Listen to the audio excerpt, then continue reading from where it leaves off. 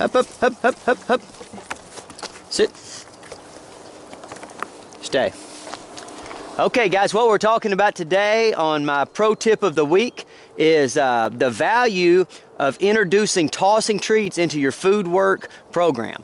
All right, so now, when you're first getting started with your food work program, you know, one of the things that people always ask me, Stonnie, is how do you get the dog to not bite your fingers when you're, first introducing food work to a dog or a young puppy? Well, the way I do that, to get around that problem, I just hold that treat right there like that in the fat part of my fingers, and I lay my hand under there. That way, you know, I don't get bitten.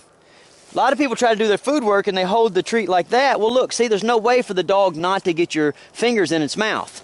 All right, so holding the treat between your index finger and your flipping off finger, that does a good job towards keeping your fingers from getting bitten. But look how disgusting that is, right? I mean, that's just completely disgusting. And when you're doing 30 dogs a day, guys, believe me, you don't want to be like this all day.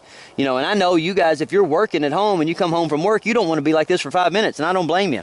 So, as soon as we can, we start introducing the concept of throwing the treats, okay? And so I want Charlie to understand I'm going to throw her the treat. And so what I do here is I'm going to go 1, 1, 2, 3. And I'm going to toss it so that it I'm trying to get it to land right between her eyes. Because what happens is she raises her mouth up at the last second to catch it. 1, 2, 3. And she missed it. And she missed it. Now watch. 1, 2, 3. Now, some of the reason Charlie's missing here is because I've got her face in the sun so you guys can see her face. Because with these dark colored dogs, these videos, it's hard to get them to see to show up on the video. Okay, 1, 2, 3. There we go. Now, so that's how I like to start throwing treats.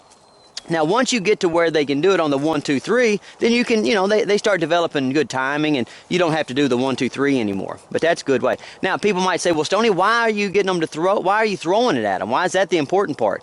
Well, A, not only does it keep my hand from being quite so disgusting like that right there, but it makes it a fun game, guys. You know, when you just walk over there and hand your dog treats, yeah, it's okay. You know, they like it, there's no doubt.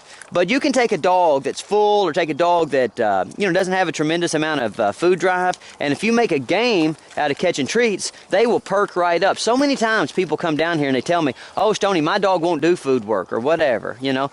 I'm like, okay, and I grab a treat and I toss it to him, and at first the dog doesn't pay any attention.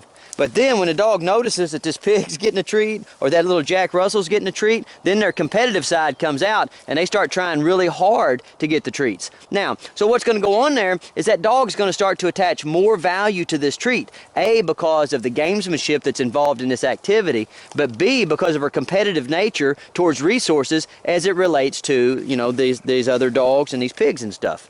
Okay, so this is a really interesting thing here. So I'm still giving her information. I'm still giving her approval, just like I'm doing when I'm giving her regular treat work. But now I'm adding this element of gamesmanship. And once you add that element of gamesmanship, it's a lot of fun. There are also other collateral benefits. One of the main collateral benefits is this. People are always, when you're training your dog and you go out in public and people see that you have a dog that's pretty well behaved, everybody wants to come up and pet it. They're like, oh, can I pet it? Can I pet it? Can I pet it? Well, what ends up happening with that is like that dog sometimes will get in a habit of seeing people that get real excited and pet them, and the next thing you know, the dog starts anticipating that and jumping up. Well, when people come up to you when you're out walking your dog and they ask to pet it, and you say, well, listen, I've been working on something with the dog, can you help me? And they're like, yeah, what?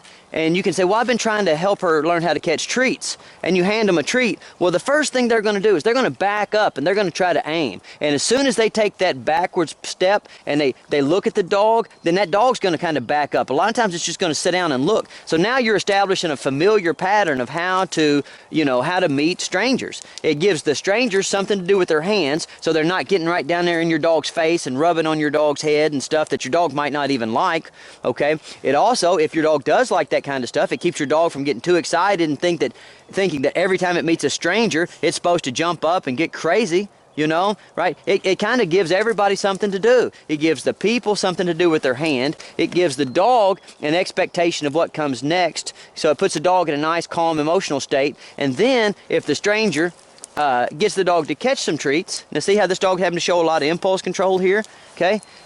If the stranger gets the dog to catch some treats, then what happens is the stranger might actually come over there and want to love on the dog. Now look at this. Charlie's missed about 10 of those in a row because she's looking right at the sun.